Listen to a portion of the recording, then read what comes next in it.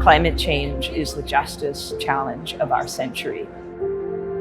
Anyone who has gotten involved in law because they care about justice will care about climate change. And our law and our justice system is set up to address those issues and to make it more fair, to protect those who are voiceless, to ensure that future generations don't suffer the consequences of all of the decisions of the present. And so I do think that law and better governance systems have a real role to play in addressing climate change. Indeed, without them, I can't see how we have a chance.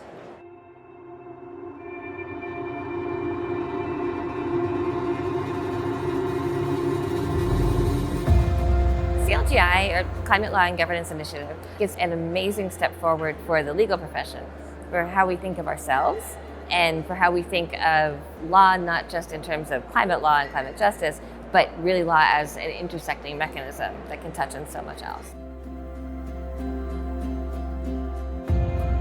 In our center, we are working on law and governance programs to assist in developing and delivering the Sustainable Development Goals at all levels that are needed. And I do think that if we solve SDG 13, climate change, we actually have a chance of solving the whole circle. And that's a very inspiring vision.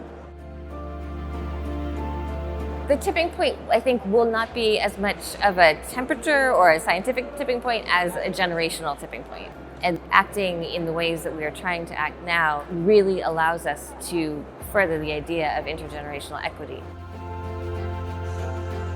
The biggest barrier that we face at the moment is simply a lack of capacity. It's hard, takes time. We need to be committed to it, and we need to get everyone on board, absolutely everyone.